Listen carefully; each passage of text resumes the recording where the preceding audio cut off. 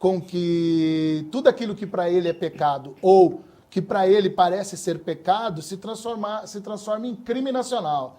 Ou seja, aquilo que é pecado para um religioso, esse é o pior, é a coisa mais perigosa que existe. Se para um religioso, dentro do seu dogma, ele diz que determinada coisa é pecado, e ele tem direito de crer nisso e não tem problema nenhum, porque é a religiosidade dele, certo? Sim. Agora, quando ele tenta impor isso para um país inteiro através de lei, aí você tem que começar a levantar a anteninha, porque está começando a se levantar o jeito religioso de ficar perto do poder, que já aconteceu há algum tempo atrás, já na Europa, já nas monarquias europeias. Sem dúvida. E daquele obscurantismo tão terrível. Toda vez que a religião começa a querer sentar no trono do poder do mundo, do país, é um negócio complicado. Aí nós resgatamos mais um Giovanni Di Pietro, né, que precisa trazer e balançar novamente a religião e falar, vamos ser mais humildes? Exatamente. E aí a questão... E outra, o aspecto religioso que traz dentro daquela ideia famosa das cruzadas. É? Aí todo mundo que é diferente vai pro fogo. Todo mundo que é diferente é bruxo. E a mulherada sabe disso. Teve mulher que morreu sem nunca ter feito nem um chazinho diferente, porque era chamada de bruxa, ia pro fogo. É verdade. Qual seria o antídoto para a cultura, então, dessa coisa difícil, né? Dessa intolerância? Se é que existe. A intolerância é uma serpente, e que eu digo o seguinte, que dentro dessa intolerância, a gente poderia estar tendo um antídoto dentro da própria intolerância. Porque, por exemplo, se você não for intolerante com a intolerância, você chegará num momento, se continuar sendo radical na intolerância, contra a intolerância, você vai fazer o seguinte, ó, eu sou tolerante com tudo. Aí você vai para um outro extremo, sou tolerante com tudo. Aí vem uma pergunta, melhor formulando. Se você for tolerante com tudo, e de repente você começar a ser tolerante com a intolerância, você chegará a um momento em que você vai acabar e não vai ter mais esse tipo de coisa. O ponto, sabe qual é? É você começar a ser intolerante com todo tipo de intolerância. Então, o resultado do remédio está exatamente dentro do processo de intolerância. A gente começar a ser intolerante com a intolerância e começar a desmantelar esse tipo de pensamento, desmantelar esse tipo de cultura e começando a trabalhar, inclusive, no diálogo dentro da própria casa e, aos poucos, começando a reverter esse processo. Fala em termos assim, num exemplo, que é mais fácil. Exemplo. Quando você pega uma questão de... Hoje em dia, nós estamos aí em pleno momento eleitoral e está fervendo os ânimos. E você percebeu qualquer tipo de discurso que você perceba que alguém está sendo intolerante, desrespeitoso, seja lá com quem for.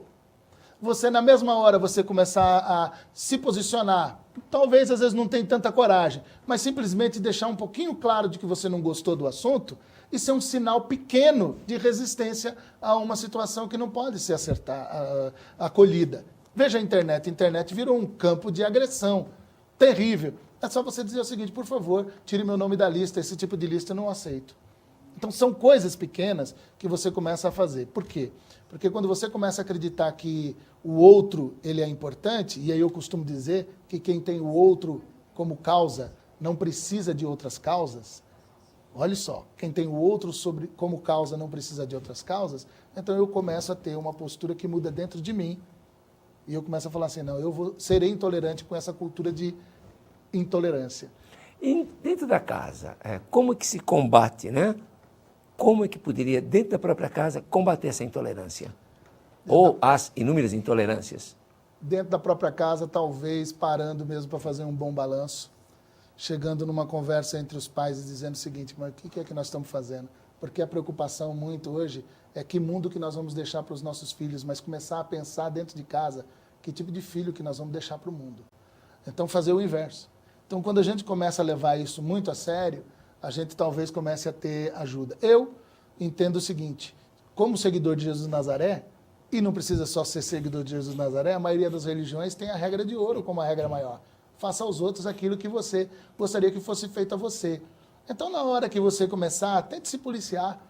Toda vez que você começar a perceber que você está falando alguma coisa de alguém que você não gostaria que alguém estivesse falando de você, de repente seria um bom exercício. Mas aí precisa primeiro cair a ficha e entender que esse tipo de coisa não está fazendo mal só para você. E nem para a pessoa que você está falando mal. Ou para a pessoa que você está desmantelando a vida. Ou para a pessoa que você está simplesmente destruindo com a sua língua. Mas cada um teria que fazer por si, ou alguém da casa poderia falar, você está sendo intransigente, você está sendo intolerante.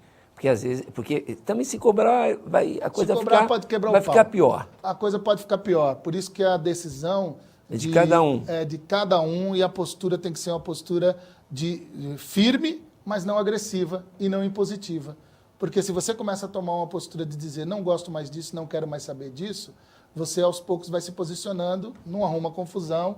É a melhor maneira, porque muitas vezes a pessoa começa a querer também, na hora de querer ser um pouco mais bacana, mais tolerante ou mais correto politicamente, de repente começa a errar porque começa a querer impor os outros e querer posar de bacana. A ideia não é essa. A ideia realmente é uma ideia de conversão, de metanoia. Portanto, se você quer realmente desconstruir a intolerância dentro da sua casa, comece desconstruindo a intolerância dentro da sua mente.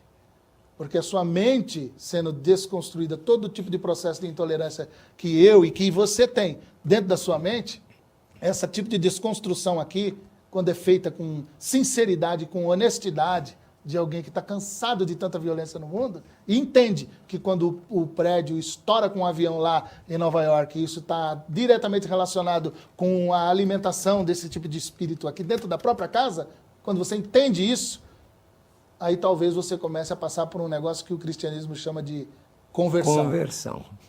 Se bem que é meio complicado, né, Levi? Assim, a pessoa ter essa autocrítica de se perceber intolerante. A gente não gosta de se ver com defeitos. Exato. E se alguém aponta, o sujeito ainda vai ficar nervoso? Exatamente. Por isso que a questão de idealismo. Quando você começa e aí a humildade, né? A postura de humildade é que é uma virtude maravilhosa. Por exemplo, a tolerância, ela é colocada como uma das virtudes. Ela não pode ser colocada como uma virtude daquelas mais simples, mas também uma virtude muito alta também não.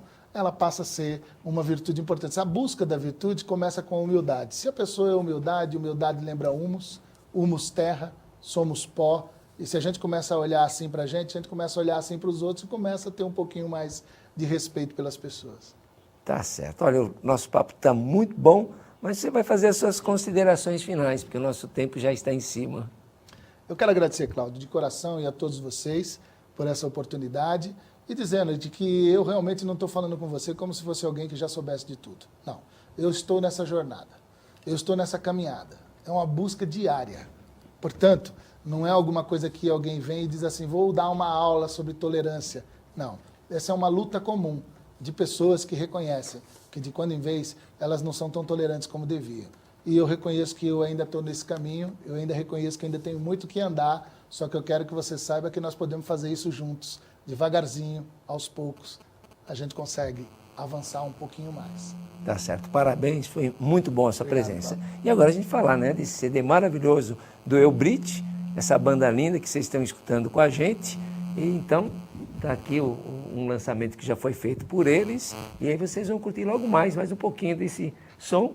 Só tenho que agradecer a presença de vocês no nosso canal, participando, e convidar todos os grupos de autoajuda que queiram enviar aqui um assunto, teremos prazer de acolhê-lo. Esse programa tem a colaboração da Instituição Cláudia Manso, do canal NET de Voluntariados, também da Igreja Batista Betel, e nós agradecemos a sua participação até o momento. Até o próximo programa. Um grande abraço.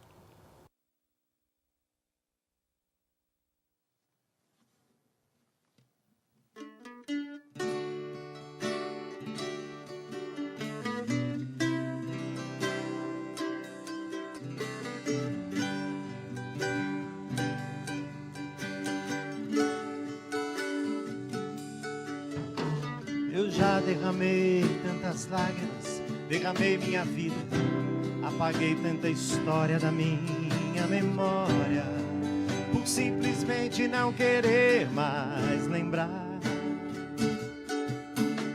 Eu já me perdi no caminho, já perdi o sentido, o carinho e o passado deixei do outro lado. do rio que eu acabo de atravessar. Eu já joguei fora o álbum de toda uma vida. Já tive feridas, hoje são cicatrizes que antes pensei nunca fossem sarar. Eu já aprendi com os erros e graças a Deus que me dava uma chance em cada um deles e sempre me deixava voltar. Voltar pro aconchego dos seus braços, voltar pra esse laço que ninguém pode quebrar, voltar pra debaixo das asas daquele que na sombra da cruz desejou me salvar. Daquele que na sombra da cruz. Eu já derramei tantas lágrimas, derramei minha vida, apaguei tanta história da minha memória, por simplesmente não querer mais lembrar. Eu já me perdi no caminho, já perdi o sentido, o carinho e o passado deixei do outro lado do rio que eu acabo de atravessar.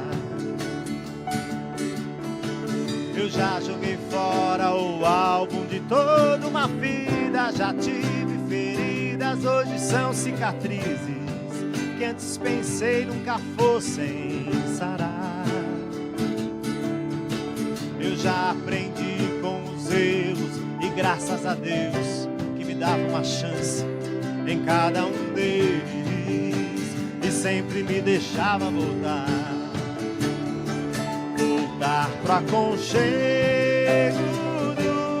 dos seus braços, voltar pra esse laço que ninguém pode quebrar, voltar pra debaixo das asas daquele que na sombra da cruz desejou me salvar. Voltar pro aconchego.